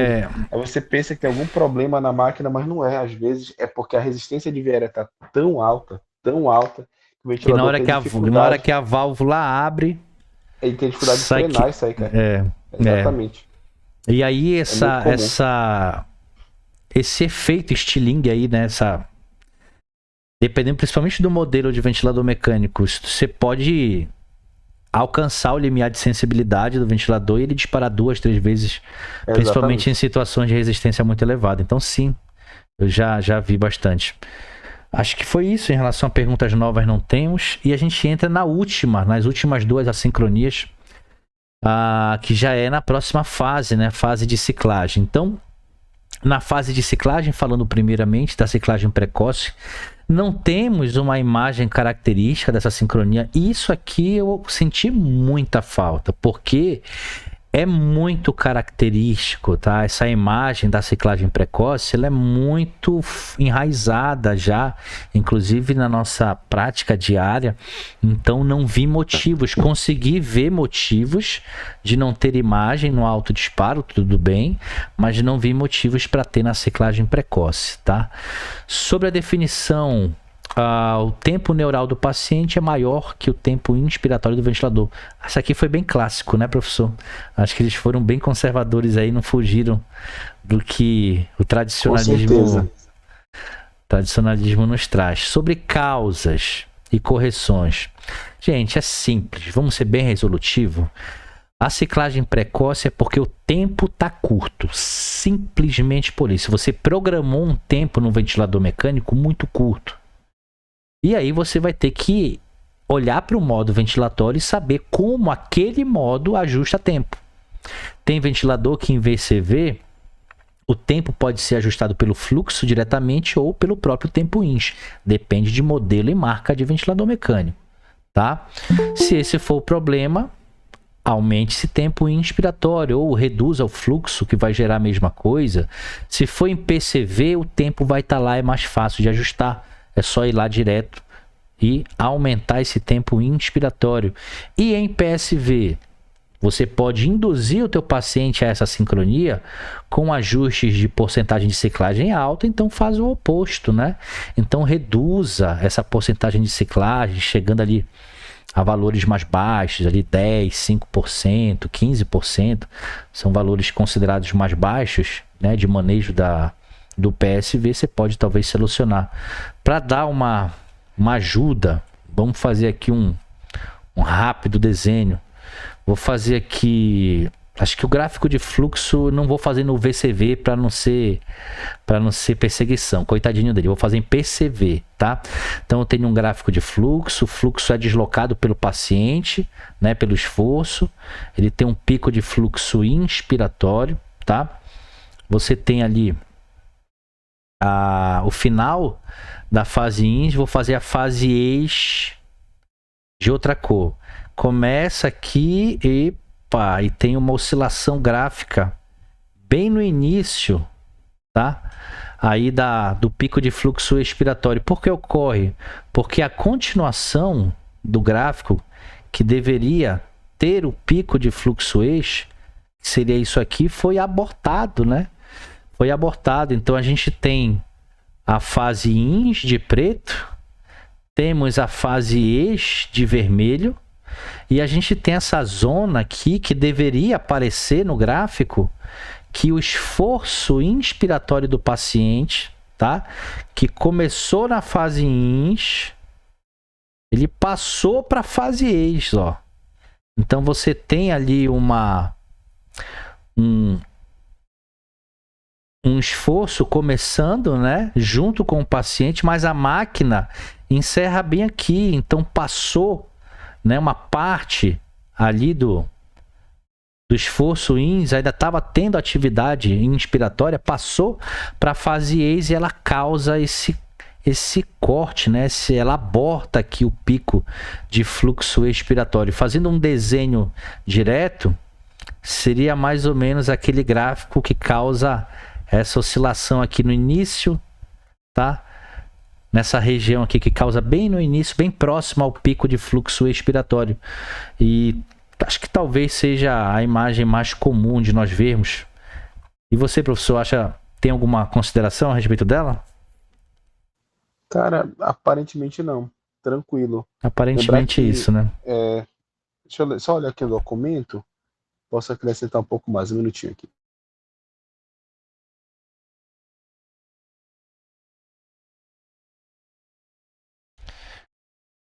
Sendo que o ciclo tem que ser assistido, né? O ciclo tem que ser assistido. As assincronias de ciclagem, lembrando, o ciclo tem que ser assistido, tá bom? Que se não tiver isso bem caracterizado, tu pode estar diante de um disparo reverso, tá? Então a gente tem que ter bastante cuidado a respeito disso. Enquanto o professor ele faz a sua consideração, a gente já vai antecipando aqui a última, tá? A sincronia. que é a ciclagem tardia. Então, se em uma o tempo está curto, na outra o tempo está muito longo, né? O tempo inspiratório é demasiado ali, foi ajustado um tempo acima do que o paciente precisa. E o que eu achei interessante foi que eles tiveram, né, a coragem de associar a ciclagem tardia ao overshoot de saída. Talvez eles tenham pego aí o boom, né, do hype, tá, desse overshoot de saída, e já ter aproveitado e colocado aí, tá, associado à ciclagem tardia. O conceito achei bem tradicional, não tenho nada a colocar. Causas e correções muito bem esclarecidas, tá? Então a causa principal da ciclagem tardia é porque o tempo inspiratório está muito longo, então é só olhar para o modo ventilatório em específico e tomar o caminho oposto, né? Fazer com que o tempo fique menor. Em VCV, você faz isso pelo fluxo, né, aumentando um pouco mais o fluxo ou reduzindo o tempo, depende do ventilador, modo, marca, modelo. Em PCV, faça diretamente, é só reduzir um tempo, já que ele está muito longo. E em PSV, aumentando a porcentagem de ciclagem, lá alguma coisa ali perto de 45, 50, você já consegue ter uma boa resolução dessa sincronia. A ciclagem tardia, quando eu olho para a imagem que eles escolheram, ela me dá um pouquinho de preocupação, tá? Nós temos algumas imagens que são mais esclarecedoras sobre a sincronia em si, né? Que utilizam modos ventilatórios ciclados a tempo, tá bom? Onde, com muita clareza, você observa um tempo inspiratório maior do que a demanda do paciente. Aí você vê o fluxo zero aqui, vê esse overshoot associado à válvula fechada. Você tem certezas, né? Você tem certezas. Na PEMUS utilizada... Tá aparecendo a tua apresentação aí. É sério? Tá Todo aparecendo mundo pra mim. Tá, tenta entrar e saiu. Então que bom que dei um feedback para mim. Voltou, certo. Beleza. Voltou? Beleza. Então, o que eles colocaram para ajudar foi a linha da PEMUS, né, mostrando, né, uma atividade expiratória. Ok, legal. Só que eu não tenho certeza se essa válvula já estava fechada, né? A gente tem artigos, né, de Yunis, por exemplo, 2007, 2008, que ele fez uma revisão em alguns estudos que encontrava, o estudo era, né, o surgimento dessa espícula formada ao final da fase inspiratória em PSV. Olha só o título, né? Inclusive posso estar compartilhando com vocês, onde lá ele já mostrava que a maior ocorrência desse overshoot de saída estava meramente pelo relaxamento do músculo inspiratório, não porque a válvula estava fechada. Ok, aqui eu sei que tem uma atividade expiratória porque colocaram um gráfico aqui. Só que eu não tenho certeza se esse gráfico aqui foi de bancada, se foi simulado, não tenho certeza, tá? Talvez colocaram a PEMUS aqui para facilitar um pouco a compreensão. Mas sem nitidamente ver um fluxo zero aqui, que iria elucidar essa válvula realmente fechada, associada ao overshoot de saída. E também o esforço expiratório, eu acho que ia ser a cereja do bolo. Eu acho que tem algumas imagens atualizadas que são mais... que facilitam mais a compreensão. Aqui nitidamente parece ser um modo PSV, tá? Que é justamente o modo ventilatório que tem um pouco mais de polêmica, né? Que levanta. Esse overshoot de saída em PSV é muito comum, tá? Dificilmente você não vai vê-lo. Inclusive, ele está associado a um esforço mais vigoroso do paciente. Não está diretamente relacionado ao timing, tá? De fechamento e abertura de válvula in ziez, tá bom? Professor Marden, tem alguma consideração a respeito disso? Cara, eu de acordo também, eu já utilizo uma outra terminologia para ciclagem tardia também, é a maneira que eu tenho utilizado recentemente. Eu ainda uso esse termo do overshoot mais para facilitar o entendimento do alunos, a galera que tá junto com a gente, mas Na ciclagem tardia, eu divido dessa seguinte forma aqui, geralmente. Eu divido assim, né? O diferencial para mim, né? O work shifting sem ciclagem tardia, ou seja, há um desvio de trabalho, mas esse desvio de trabalho não ultrapassa o limiar pressórico, entendeu? Então, eu classifico isso. Então, pode ter um work shifting sem ciclagem tardia. O que que é isso? Você observa ali que há uma espícula de pressão, mas aquela espícula de pressão não ultrapassou o limiar de pressão. O que aconteceu foi uma inflexão da curva de pressão pelo desvio de trabalho. Muitas vezes, por isso que esse termo overshoot de saída pode ser um termo que cause um certo problema na cabeça do profissional, do aluno, que toda espícula que ele observar, ele acha que aquela é ciclagem tardia. E não. Então, a gente Por está isso que colocando. eu acho que esse desenho foi simulado. Acho que inclusive Pois ele foi é, desenhado à mão aqui, ó. Nessa pois parte bem é. aqui, tá? Eu até coloco, né? Então, eu acho assim, existe. Então, qualquer espícula é ciclagem tardia? Não. A primeira é work shift sem ciclagem tardia. O que que é isso? Há um desvio de trabalho, vai ter uma espícula, entendeu? Se tu olhar o Damiani, ele que é o estudo de 22, ele faz um desenho perfeito, cara. Ele faz um desvio de trabalho, faz uma espícula, mas o somatório de pressões não Não ultrapassa. ultrapassa. Na verdade, a espícula dele foi formada porque a pressão que antecede ela que baixou. Exatamente. Entendi. Exatamente. A É, segundo ponto, acho que esse do Gameiro, acho que é até bem recente, uma imagem que ele, é do Garneiro, como se fosse isso aqui, né? Isso aqui fosse o limite, né, de pressão, e aí a pressão que vem aqui desce e relaxa, né, dando uma falsa impressão exato, de overshoot no final, mas na verdade é a pressão que antecedeu esse ponto aqui que caiu, né? exatamente. Ele Aí da mar... segunda forma, eu divido, tá me ouvindo? Tô vendo. A segunda forma que eu divido é o workshift com ciclagem tardia, ou seja, você vai ver ali o desvio de trabalho, novamente tem essa queda de pressão, mas essa queda de pressão, esse esforço, ele ultrapassa o limiar pressórico. Ele ultrapassando o limiar pressórico, ele já é uma segunda diferença, né? Uma segunda classificação. Ele já é um workshoot com ciclagem tardia, ou seja, Então já seria isso ultrapassou. aqui. Peraí, vou fazer aqui. Desenha para mim. Seria isso aqui e isso aqui. Exatamente, perfeito. Exatamente. É um desvio de trabalho, né? Mas ainda mais a soma dessa espícula aí.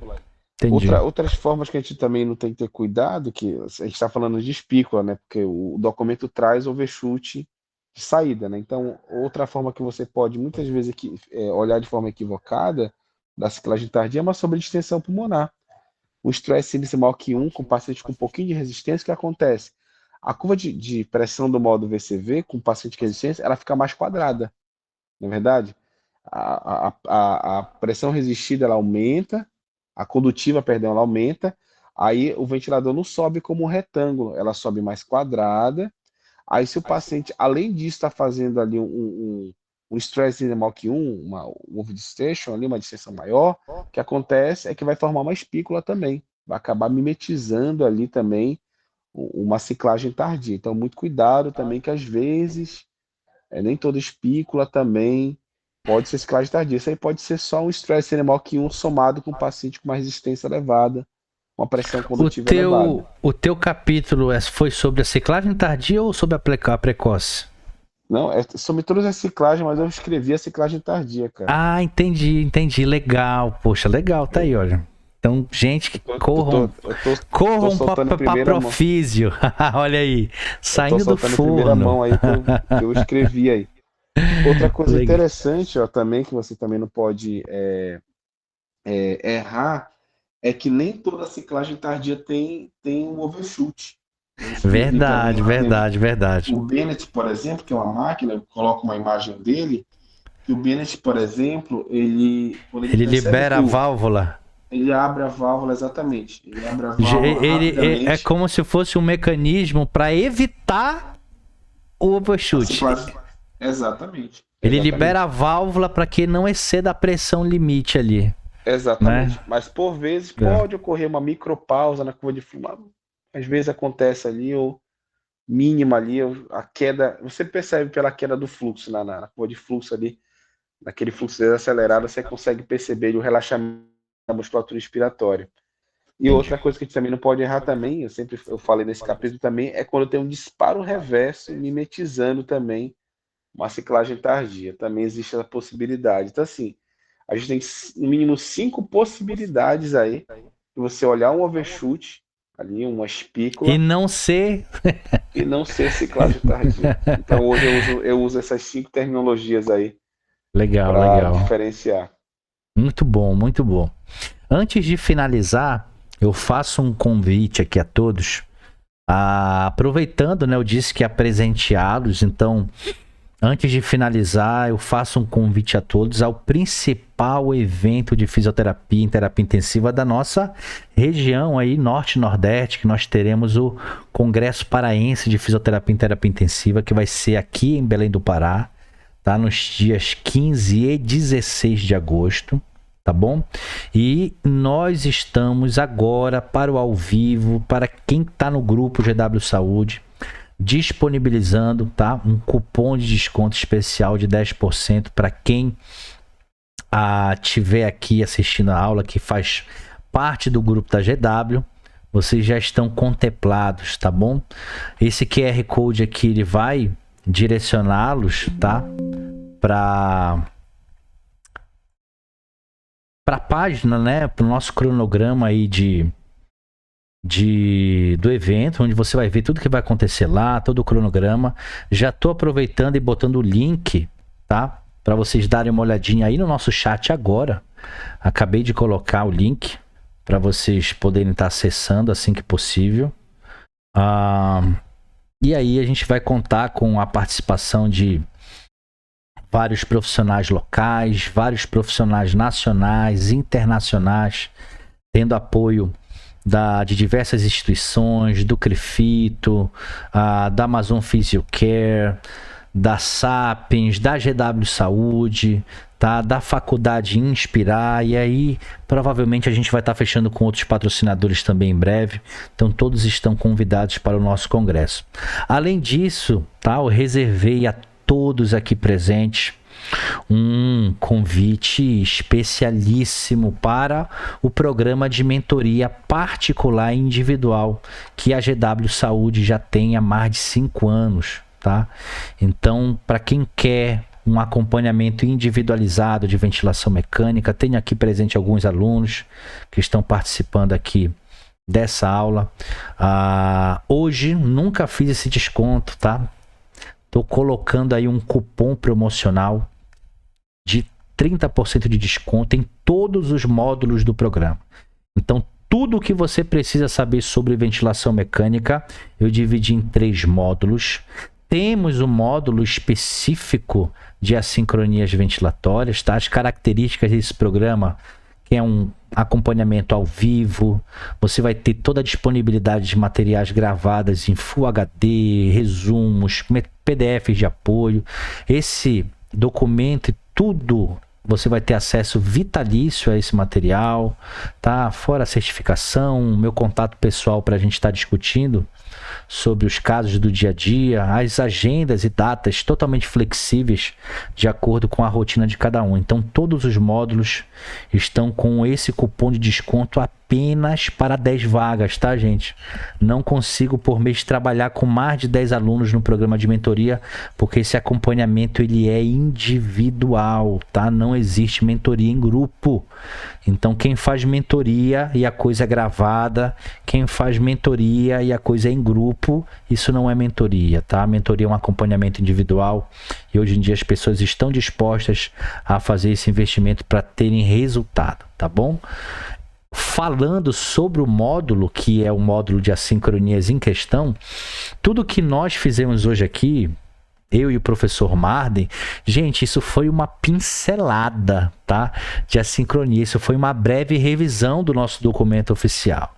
Dentro do módulo de assincronia, a gente não só discute esse tradicionalismo que é forte no Brasil, mas a gente confronta muito com o cenário internacional. Dentro do módulo, vocês vão conhecer novas taxonomias, novas classificações, novos conceitos, atualidades e tendências, sempre comparando o Brasil e o que ocorre fora, tá, do Brasil. E em todas essas situações, nós utilizamos correções na prática diária. Então, nós temos um modelo de treinamento onde você vai ver eu, à beira-leito, aplicando todos esses conhecimentos aqui para cada situação dessa. E tem muito mais, tá? Isso aqui foi só uma pincelada que eu botei aqui, que deu no slide, porque senão ia ficar muito poluído. Então, o próprio módulo de assincronias é o módulo, inclusive, mais contratado, né? É a princesa dos olhos aí de todo mundo. É a capacidade de você resolver as assincronias ventilatórias, tá? Eu espero muito, muito que vocês tenham gostado, tá bom? Nós fizemos isso aqui com muito carinho. Foi uma boa revisão das nossas novas orientações práticas de ventilação mecânica. Documento muito importante que, na minha visão, dentro de... levando em consideração todos os aspectos, achei um documento muito importante. Acho que ele tem muito a somar, principalmente quando a gente leva em consideração essa discrepância, né, que nós temos no Brasil, né, em locais com mais estruturas, outros com menos estruturas. E a gente tem um documento que eu achei uma comunicação muito facilitada. É um documento leve de ler, tá? Não achei ele pesado, tá muito esclarecedor. Professor Marden, suas considerações aqui no final da apresentação. Primeiro, só tenho a agradecer aqui a participação de todos ali. Reforço o convite da mentoria. O Walter, excelente aí em todos os modos. Se você quiser aprender ventilação mecânica mesmo a fundo ali, para encarar ali o beira-leito e não ficar com nenhuma dúvida do que você realmente está vendo na frente do ventilador, faça essa mentoria que eu tenho certeza que você vai ser outra pessoa ali. Chegar na frente do ventilador e se tornar resolutivo, gente, é uma das coisas que traz segurança, muda desfecho do paciente. Você se torna uma pessoa cada vez mais resolutiva até para chegar no ponto de desmame, entendeu? Você vai perceber que você vai gastar menos tempo em ventilações controladas e vai chegar mais tempo ali menos tempo em modos espontâneos e no tempo mais célere, alcançando ali o processo de desmame ou extubação. Olha, a gente tem a presença do professor Ricardo, tá aqui. Tem aí um trabalho de excelência no Acre, tá bom? Já foi nosso aluno da mentoria, então até hoje a gente tem um grande contato. Até hoje, então muito obrigado. Obrigado, Beatriz, tá? Que bom que você gostou, espero que outros tenham gostado também. Deixei o meu contato, tá bom? Quem tiver interesse na mentoria para falar comigo, é só mandar um oi. E acima tá o link, tá? Da Simpla, tá? Aí no nosso chat, que é para vocês verem o cronograma do congresso, tá ok?